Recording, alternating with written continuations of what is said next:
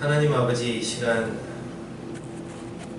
우리가 주님의 말씀 앞에 서서 우리 예수님께서 무엇을 위해서 오셨고 어떠한 길을 걸어가셨는가를 살펴보면서 우리가 마땅히 어떠한 길을 걸어가야 할지를 또한 생각해보고 또 그 길을 걸어가겠다고 다짐하는 시간이 될 수 있도록 인도하여 주시옵소서. 주 예수 그리스도의 이름 받들어 기도드렸습니다. 아멘.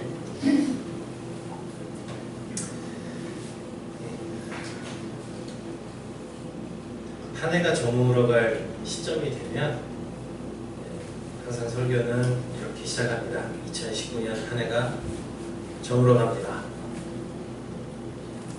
정말 저물어가고 있습니다. 그래서 오늘 하고 또 이틀 지나면 성탄절을 맞이하고 다시 한 주를 보내면 이제 2020년을 맞이합니다.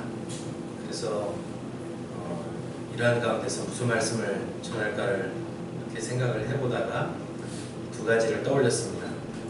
우선은 2020년 새해를 맞이할 2019년 새해를 맞이할 때 우리가 무슨 말씀을 들었지 하는 것을 찾아보니까 우리 백 목사님께서 창세기 5장 21절에서 24절까지 말씀을 가지고 기억하시나요? 근데 제가 찾아왔어요. 에녹문화라는 말씀을 전하셨습니다. 그래서 에녹하면 떠오르는 게 하나님과 동행한 사람. 그래서 올 한 해 이 에녹의 이야기를 통해서 하나님만 바라보고 동행하는 그런 삶을 살겠노라고 우리가 다짐하고 출발을 했는데 너무 시간이 빨리 지나가서 도대체 우리가 어떻게 살아왔는가, 정말 우리는 그 다짐을 잘 지키면서 살아왔는가를 돌아보자는 마음, 그 하나를 생각을 해봤고요. 또 하나는 이제 곧 다가올 성탄절의 주인공은 예수님이신데, 예수님은 이 땅에 뭐 때문에 오셨고 어떠한 길을 걸어가셨고 또 우리에게 어떠한 길을 걸어갈 것을 요구하시는가 하는 생각 속에서 이 두 가지를 가지고 이를 살펴볼까, 어디 말씀을 우리가 함께 생각하면 좋을까 하다가 오늘 마가복음 말씀을 생각하는 것이 좋겠다 이렇게 정했습니다. 길 이야기로 시작을 했는데요. 이 길이라는 것은 문자적으로는 사람이나 동물, 자동차 같은 것들이 지나다닐 수 있도록 땅에 낸 일정한 너비의 공간을 말한다고 사전에 나와 있습니다. 우리는 사실 길이 뭔지는 알면서도 그렇게 사용하기도 하지만 굉장히 그 길이라는 것에 대해서 좀 다중적인 의미를 가지고 사용할 때가 많이 있습니다. 그래서 보통 우리가 살아가는 삶의 과정, 방식, 태도 이런 것들을 곧잘 길에 빗대서 설명을 합니다. 그래서 그 길에 관해서는 아주 명언들이 많아요. 백범 김구 선생님께서 인용한 그 서산대사의 그 유명한 시도 있죠. 눈 덮인 들길 걸어갈 때 행여 아무렇게나 걷지 말라. 오늘 남긴 내 발자국이 마침 내 뒷사람의 길이 되리니. 이런 시 속에서 나오는 길이라는 것은 단순히 사람이나 동물 뭐 이런 존재들이 지나가는 그런 길만을 의미하지는 않을 것입니다. 어쨌든 이 길이라는 그 말이 가지고 있는 이 다중적인 의미를 잘 활용하고 있는 신약성경 책이 여러 번이 있겠지만 그 중에서도 이 마가복음이 아주 두드러집니다. 신약성경 속에서 우리는 네 권의 복음서를 가지고 있는데 이제 마가복음에 보면 마가복음에서는 이 길이라는 공간적인 어떤 개념을 굉장히 잘 사용해서 마침내 이제 예수님께서 어떠한 길을 걸어가셨고 제자들은 어떠한 길을 걸어가야 하는가 하는 것을 보여주는 좋은 소재로 활용을 하고 있는 것이 바로 마가복음입니다. 마가복음은 굉장히 중요한 복음서입니다. 물론 네 권의 복음서 다 중요하고 우리 신약 성경 전체가 또 신구약 성경 전체가 다 소중한 하나님의 말씀인데 타이틀부터 아주 이 마가복음은 내가 정말 엑기스다라는 것을 보여주는 것이 마가복음입니다. 1장 1절에 보면 하나님의 아들 예수 그리스도의 복음의 시작이라 이렇게 1장 1절을 시작하고 있는데 이 시작이라는 이 단어가 일반적으로는 어떤 일이 일어나거나 발생하는 순간, 처음, 시작 등을 의미하는 그런 뜻을 가지기 때문에 우리말 성경이나 뭐 다른 영어 성경들을 보시더라도 처음, 시작 이런 식으로 다 번역을 해놨어요. 근데 이게 그 사전적인 의미로 보면 이제 그런 사건의 시작, 처음 이런 것들을 의미하기도 하지만 어떤 그 본질적인 요소들을 가리키는 데에도 이 단어는 사용이 됩니다. 그래서 어떤 그 성경 연구하는 학자는 시작이라는 말만 하면 이게 마치 그 마가복음 1장 1절부터 8절까지의 어떤 타이틀 같은 느낌이고 하나님의 아들 예수 그리스도의 복음의 핵심이다 라고 해버리면 이게 마가복음 전체의 제목이 된다라는 것에 착안해서 이것을 어떤 그 핵심, 본질 뭐 이런 식으로 번역하면 좋겠다라고 제안을 하기도 합니다. 우리말로 하면은 좀 생소한 단어긴 하지만 알짬이라는 단어도 있죠. 그래서 하나님의 아들 예수 그리스도의 복음의 알짬이다. 이상한가요? 별로 반응이 안 좋은 것 같습니다. 어쨌든 이렇게 하면 이 부분이 이제 마가복음 전체의 표지가 되면서 마가복음이 어떤 책인가 하는 것을 보여주는 제목이 되겠죠. 그러니까 그야말로 이 마가복음이라는 책은 저자가 쓰면서 내가 이제 예수님에 관해서 그 정말 아주 핵심적인 요소만 기록한 책이 이거다 라고 이렇게 제목을 붙였다는 것이죠. 그래서 하나님의 아들 예수 그리스도의 복음의 핵심이다, 알짬이다. 아무리 밀어붙여봐도 채택될 것 같지는 않습니다. 근데 어쨌든 이 책이 이런 책이구나라는 것을 보여주는 요소라는 거죠. 엑기스만 모은 책이라는 것입니다. 그리고 나서 이 마가복음은 그 예수님에 관한 이야기를 중에서도 엑기스만 모은 책이 어떤 이야기로 시작을 하는가 하면 바로 이제 길 이야기로부터 시작을 합니다. 구약 성경을 인용을 하는데 어떤 말씀을 인용하면 이렇게 시작하죠. 선지자 이사야의 글에 보라 내가 내 사자를 내 앞에 보내노니 그가 내 길을 준비하리라. 이게 조금 이상한 게 뭐냐면 이 부분은 그 말라기서 인용이에요. 근데 이제 이사야의 글은 어디 나오냐면 3절이죠. 광야에 외치는 자의 소리가 있어 이르되 너희는 주의 길을 준비하라 그의 오실 길을 곧게 하라. 이 부분이 이제 이사야서 40장 3절이고 그 앞부분은 이제 말라기서 3장 1절입니다. 근데 왜 선지자 이사야의 글에라고 했는지는 저도 잘 모르겠어요. 그럼 나중에 이제 우리가 다 하나님 나라에서 만날 때 왜 말라기 선지자는 소외시키셨어요? 라고 여쭤보시는 게 빠를 거예요. 많은 의견들을 제시하고는 있는데 어쨌든 궁금한 거는 다 그때 가서 여쭤보는 게 맞는 것 같습니다. 어쨌든 이 말라기 예언자와 그 이사야 예언자의 글을 이렇게 딱 성경 구절을 딱 인용을 하면서 시작을 하는데 여기서 그 하나 흥미로운 것은 이 길 이야기 앞서서 조금 차이가 있어요. 원래 구약 성경 본문하고 마가복음서에서 인용한 본문하고 조금 차이가 납니다. 어디가 차이가 나냐면 원래 말라기서에서는 보라 내가 나의 사자를 보낸다 이렇게 됐는데 보라 내가 나의 사자를 내 앞에 보낸다 라고 되어 있습니다. 네, 감사합니다. 되게 신문물을 잘 활용할 줄 몰라서 신기합니다. 그래서 그 나의 사자를 보낸다 하는데 이제 네 앞에라는 말이 들어가 있습니다. 근데 원래 이 말라기서에 보면 이 내 앞에라는 말이 여기 있죠. 내 앞에서 길을 살필 것이다. 원래는 말라기서에서 말하는 뉘앙스는 나의 사자를, 그러니까 말씀하시는 분은 하나님 같죠? 나의 사자를, 여기서 사자는 공 사자가 아니겠죠? 메신저를 보낸다는 뜻인데, 내가 나의 메신저를 보냈는데 그가 내 앞에서, 하나님 앞에서 길을 살필 것이다 하는데, 여기서 이 내 앞에서라는 말 여기로 붙어버려요. 그래서 보라, 내가 나의 메신저를 네 앞에 보낸다 해서 하나님 아닌 다른 누구를 상정하고 있는 것이 보이죠? 그러면서 그는, 어떤 메신저는 너의 길을 준비할 것이다 라면서 하나님 아닌 다른 어떤 분을 상정하고 있죠. 왜 이런 차이가 나타나냐면, 구약 예언이 사실 이제 멀리서 이렇게 바라보다가 실제 어떤 사건이 벌어졌을 때, 아, 이게 이렇게 성취됐구나. 그러니까 항상 성취는 예언했던 것보다 좀 뛰어넘는 경향이 있어요. 우리가 생각했던 것보다 훨씬 또 다른, 그러니까 또 다르다고 하면 안 되겠지만, 그 더 분명해지면서 멀리서만 바라봤던 그 시점보다는 훨씬 더 풍성해지는 거죠.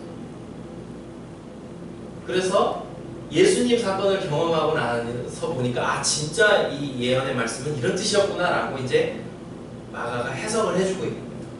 그래서 메신저가 있었고 예수님의 길을 준비한다라는 것을 얘기하려는 거죠. 그래서 마가복음은 이제 길 이야기로 시작을 한다는 거예요. 그래서 광야에 외치는 자의 소리가 있다. 이 부분 이사야 부분은 똑같죠. 너희는 주님의 길을 예비하라. 이렇게 연결이 되는 거죠. 그래서 주님의 길을 예비하는데, 여기 재밌는 건 뭐냐면, 우리 하나님의 길들을 곧게 하라 이렇게 돼 있는데, 마가복음에서 인용할 때는 그의 길들을 곧게 하라 이렇게 돼 있죠. 지금 우리 하나님 자리에 그의라는 말로 대치가 돼요. 여기서 그는 예수님을 가리키면, 마가복음은 초두에서부터 예수님이 누군가를 보여주는 거예요. 그러면서 어쨌든 이 구약의 어떤 기대가 신약에서 이렇게 성취가 되면서, 이분이 바로 예수님이다라는 것을 서두에서 보여주면서, 내가 길 이야기로부터 마가복음을 시작하겠다 이렇게 이야기한다는 것이죠. 그래서 마가복음서에서는 길이라는 어떤 그 모티프가 아주 중요하다라는 것을 알 수가 있습니다. 두 번째로, 마가복음에서 길 이야기가 굉장히 그 중요하다라는 것은 마가복음 전체의 구조 속에서 알 수가 있습니다. 하나만 넘겨주시면, 마가복음 이야기가, 제가 신문물을 잘 사용할 줄 몰라서 마가복음 전체 이야기가 어떻게 구성이 되어 있는가, 많은 사람들이 전체 구성에 대해서 이제 좋은 구조들을 보여주고 있는데, 제가 본 중에서는 요게 아주 그 단순하면서 마음에 쏙 드는 구조여서 그냥 가져왔습니다. 마가복음 이야기는 희한하게 이 장소를 가지고 전체 이야기를 나눈다라는 특징이 있어요. 그래서 마가복음 시작은 이제 그 다음에 나오는, 오늘 본문에서도 나오면 이제 세례 요한이 광야에서 출발을 하죠. 이사야서 40장의 예언은 이제 광야에서 길을 낸다고 했잖아요. 광야에서 출발을 하는데, 마지막 이야기는 무덤에서 끝나죠. 우리말 성경과 조금 하나 차이가 있는 것이, 우리말 성경 그 마가복음에서는 16장 9절에서 20절까지가 들어가 있는데, 학자들이 원래 마가복음의 이야기는 어디까지였을까 이제 그 전에 내려오는 사본들을 통해서 보니까 16장 8절까지가 원래 마가복음 이야기였다라고 이야기를 합니다. 그러면은 이제 이야기가 광야에서 예수님은 출발하셨는데, 이제 무덤에서, 이게 둘 다 광야와 무덤은 죽음의 장소인데, 죽음의 장소에서 시작해서 예수님은 죽음으로 가셔서 생명을 주셨고, 이제 무덤에서 부활하신 예수님은 두려워 떨고 있는 제자들에게 어떤 길을 갈 것인지 묻고 계신 거죠.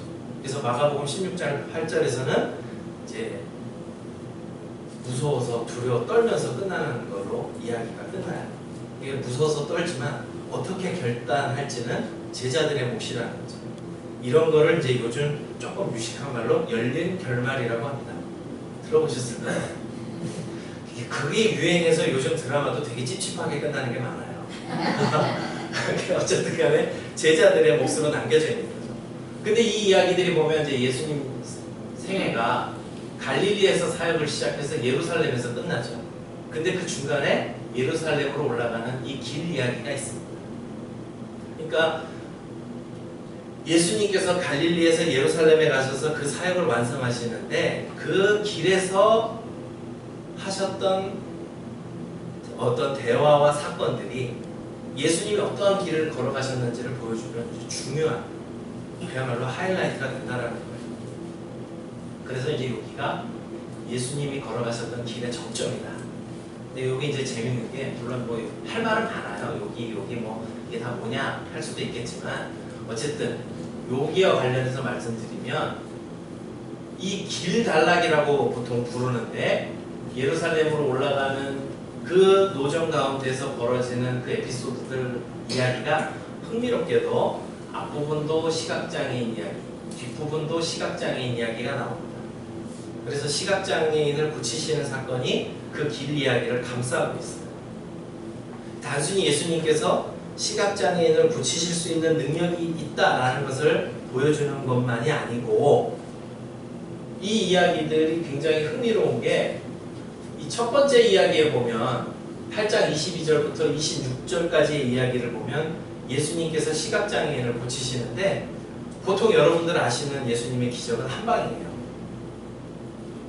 그쵸? 근데 요 이야기는 조금 이상해요. 버벅대는 이야기가 나옵니다. 예수님이 그것도 막 그 정성스럽게 침을 뱉어서 흙을 이겨서 뭐 어떻게 하셨는데, 이 한 방이 안 나요. 물어봤더니 무엇이 보이느냐 그랬더니 사람들이 보이는데 나무 같은 것들이 걸어가는 게 보인다라고 이야기를 해요. 제대로 보이는 겁니까? 안 보이는 겁니까? 이건 보이는 것도 아니고 안 보이는 것도 아니에요. 뭐 이런 거죠. 그러니까 예수님 기적 중에 이게 거의 유일할 거예요. 왜 이런 사건이 기록되어 있을까? 원래 예수님을 막 칭송하고 이런 분이시라는 것만 하려면 이런 기적 이야기를 담을 리가 없죠. 있어도 빼겠죠. 그죠?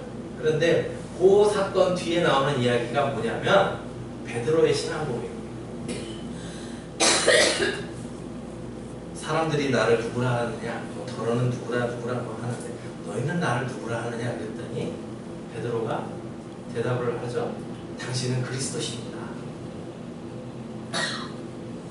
제대로 보는 것 같죠. 근데 그 다음에 무슨 일이 벌어지죠? 예수님께서 그때 처음 내가 올라가서 고난받고 죽을 거다 라고 알려줬더니 난리가 났죠. 그렇죠? 베드로는 예수님이 가시는 길을 정확하게 알고 있는 거예요? 모르는 거예요? 예수님을 정확하게 알고 있는 거예요? 모르는 거예요? 아는 것 같기도 하고 모르는 것 같기도 하고. 왜냐하면 당신은 그리스도라고 얘기했잖아요. 왜 이 시각장애인을 고치시는 사건이 여기에 들어가 있는지 아시겠어요? 그러니까 우리가 이제 이런 상태로 신앙생활을 많이 한다는 거죠. 신앙 고백도 해요. 잘 믿는 것 같아요. 그런데 정작 예수님을 길이 어떠한 길이며 우리가 어떤 길을 따라가야 할지에 대해서는 잘 모르고 가는 경우가 많다는 거죠. 보이는 것도 아니고 안 보이는 것도 아니고 믿는 것도 아니고 안 믿는 것도 아니고 그 이상한 길. 그래서 이 길단락에서 보면 예수님께서 세 차례에 걸쳐서 내가 올라가면 죽고 고난당하고 죽고 3일 만에 부활을 받아 라고 세 차례에 걸쳐서 얘기하시는데, 그때마다 제자들은 모른 척하고 묻기도 무서워하고 계속 그런 반응들이 나와요. 선생님은 죽으러 가신다는데 제자들은 누가 크냐 논쟁합니다. 왜 그런 거죠? 이해를 못해서 그래요. 내가 어디로 가는지 이해를 못해서 그렇습니다. 예수님이 그리스도라고 고백은 하지만 내가 지금 무엇을 향해 가는지, 어디로 가는지, 예수님은 무엇 때문에 오셨고 어디로 가시는지, 우리는 어디로 따라가야 되는지 이해를 못한다는 것이죠.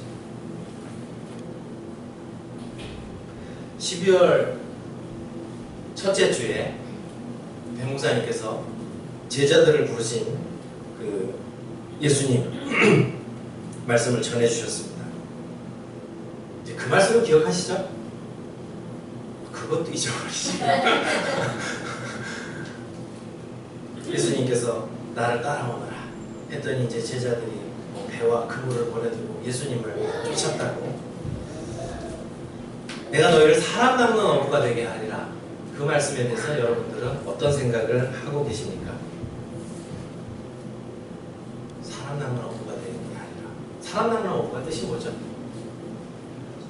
이게 우리는 딱 벌써 후에 있는 사람들이기 때문에 우리가 딱 들었을 때는 전도자의 삶을 많이 떠올리죠. 근데 정작 예수님의 제자들은 어떻게 들렸을까요? 내가 너희로 사람 낚는 어부가 되게 하리라. 그때 백 목사님께서 다 얘기해 주셨어요. 사람 낚는 어부라는 표현은 예레미야 16장 16절에 나와요. 마지막 심판 때에, 마지막 심판 때는 아니죠. 예레미야서에 나오는 표현은 하나님께서 심판하실 때 사람 낚는 어부들을 불러다가 그냥 다 낚아내는, 그러니까 심판하시는 장면에 사용되는 표현이에요.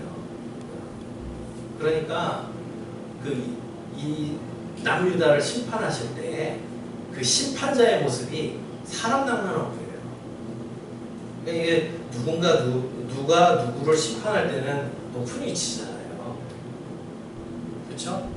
힘이 있고 높고 하니까 심판하는 거잖아요. 그러니까 그 어떤 심판자의 모습이 있고, 예수님께서 그 제자들을 처음 찾아가셔서 내가 너희로 사람 낚는 어부가 되게 하리라 했을 때는 뭔가 이제 그 느낌 아니까 우리가 이제 올라가겠구나라는 그 느낌이 있는 거예요. 힘을 가진 자, 권세 가진 자, 누군가를 다스리고 심판하는 자의 느낌이 있는 거예요. 그런데다가 그 유명한 세례 요한 같은 사람이 나와서 예수님에 대해서 소개를 하고, 나는 뭐 형편없이, 오늘 본문에도 나오잖아요. 나는 내 뒤에 나보다 능력 많으신 이가 내 뒤에 오셔서 나는 부표 그의 신발끈 풀기도 감당하지 못하겠노라 이러니까, 그러니까 더 센 분이 오실 것 같은데 그분이 내가 너희로 사람 낚는 어부가 되게 하리라 그러니까 어떤 느낌이었겠어요? 인생을 걸 만한 느낌이 드는 거죠. 올라갈 수 있고 힘을 가질 수 있고 이렇게 되지 않을까?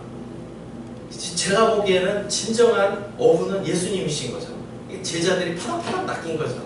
높아질 줄 알고 따라 쓴 거예요, 처음부터. 그런데 어느 날 당신은 그리스도입니다, 메시아입니다 라고 딱 고백을 해놓고 났는데, 이분이 내가 이제 올라가면 고난당하고 죽을 거야 라고 하니 얼마나 황당했겠어요. 그래서 제자가 예수님께 대드는 거예요. 그림하옵소서. 그러니까 이제 예수님께서 사탄아 내 뒤로, 이게 길달락에서 벌어집니다. 예수님은 계속 고난당하고 죽으러 가신다고 하는데 제자들은 아직도 그 꿈에 젖어서 주의 나라가 영광 중에 임하실 때 하나는 주의 우편에 하나는 좌편에 이러면서 그때 우리는 어느 자리에 설 것인가 이런 것들을 논하는 사람들로 계속 따라가고 있었다라는 거예요. 그러면서 그들은 계속 높아질 것만 생각하고 있는 그때에 예수님은 차근차근 자신의 죽음을 향해서 걸어가고 계셨고, 끊임없이 제자들에게 일깨워 주도록 말씀을 하고 계시는 거예요. 이 길달라 마지막에 10장 45절 말씀이 뭐죠? 인자에 온 것은 섬김을 받으려 함이 아니라 도리어 섬기려 하고 자기 목숨을 많은 사람의 대속물로 주려 함이니라. 이 길달라 처음에서 베드로의 신앙 고백 다음에 혼쭐 난 다음에 예수님께서 베드로에게 하셨던 말씀이 무엇입니까? 누구든지 나를 따라오려거든 자기를 부인하고 자기 십자가를 지고 나를 따를 것이니라. 전혀 다른 꿈을 꾸고 스승과 제자가 같이 동거하면서 올라갔던 길이 바로 저 길이었다는 것을 보여주고, 근데 오히려 그 죽으러 가셨던 그분은 마침내 죽으시고 거기서 끝나는 게 아니라 부활하셨고 사람들에게 생명을 주시는 분이 되었다면, 바로 그 부활 사건 앞에서 제자들이 지금 두려워 떨고 있는데 이제 어떤 길을 선택하겠느냐라고 묻는 것이 마가복음 전체의 스토리라는 거예요.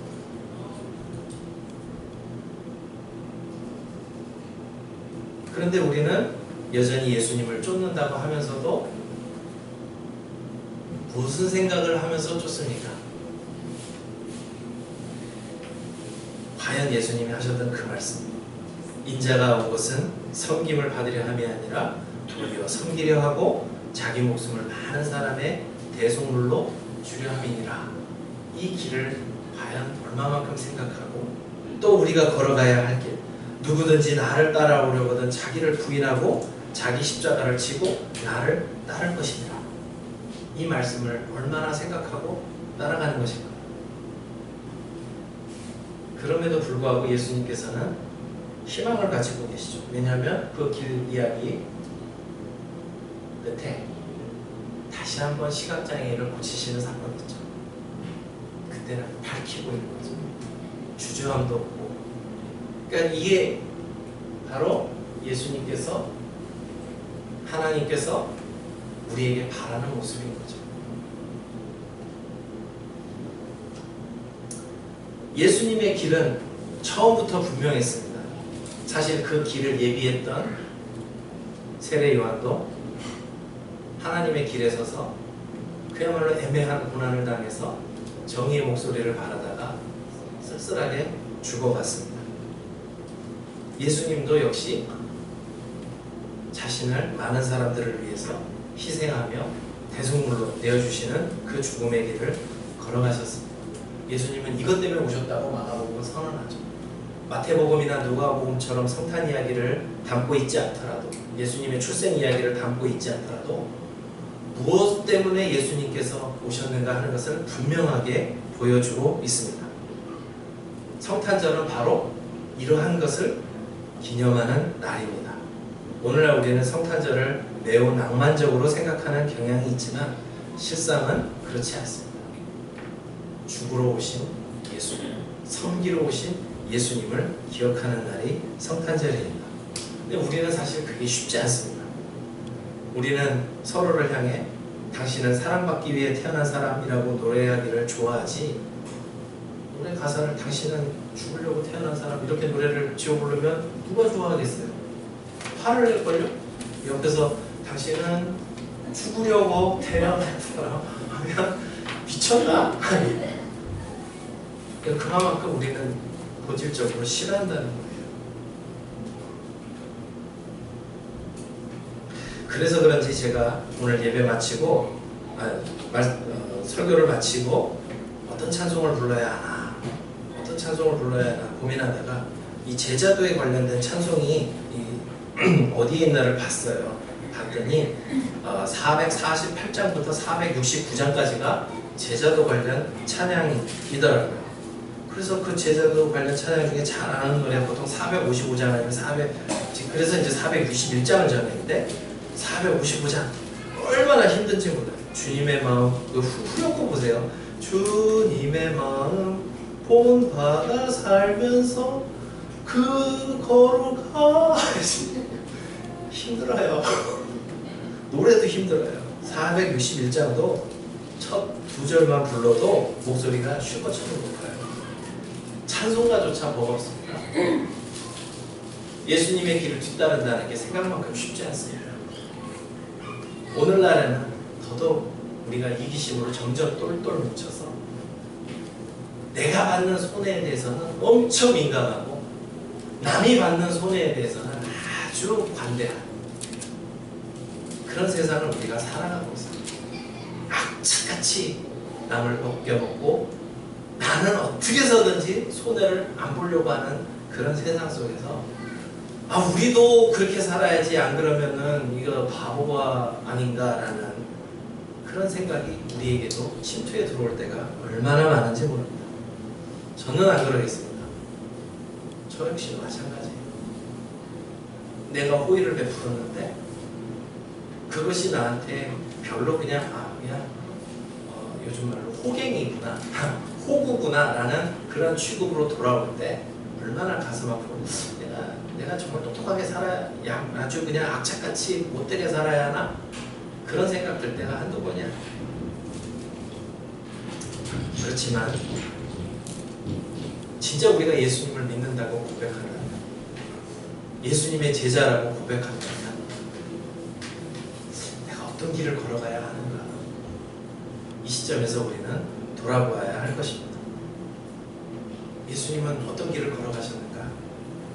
한 세 번쯤 얘기하면 기억하시겠죠? 아까 제가 어떤 성경 구절 읽어드렸죠? 인자가 온 것은 섬김을 받으려 함이 아니라 도리어 섬기려 하고 자기 목숨을 많은 사람의 대속물로 주려 함이니라. 우리는 어떤 길을 따라가야 한다고요? 누구든지 나를 따라오려거든 자기를 부인하고 자기 십자가를 지고 나를 따를 것이니라. 예수님은 어떠한 길을 걸어가셨고 우리는 어떠한 길을 걸어가야 할 것인가? 우리가 오늘 본문이야 마가복음 1장 1절부터 8절까지였지만 마가복음 전체의 이야기를 한번 깊이 묵상하시면서 마음을 다잡고 성탄절을 맞이하면서 정말 예수님 무엇 때문에 오셨지 기억하고 우리는 어떻게 살아야지 돌아보면서 참된 제자의 길을 걸어가는 저와 여러분 되시기를 주님의 이름으로 축원합니다. 아멘. 기도하겠습니다. 하나님 아버지, 우리에게 보여주신 주님의 길, 우리가 마땅히 걸어가야 할 제자의 길, 삶으로 살아내기가 만만치 않습니다. 우리의 힘으로 걷기 참으로 벅찹니다. 버겁습니다. 성령님께서 우리의 마음을 비춰주시고 말씀을 깨닫게 하시고 주님의 마음을 알게 하여 주시고 또 우리에게 그 길을 따를 때에 오는 고통과 어려움 속에서 위로와 평강 주시면서 우리가 그 길을 걸어갈 수 있도록 인도하여 주시옵소서. 마침내 우리가 참된 제자의 길을 걸어가고 그 삶을 살아내는 우리 모두가 될 수 있도록 주여 도와 주시옵소서. 주 예수 그리스도의 이름 받들어 기도드렸습니다. 아멘.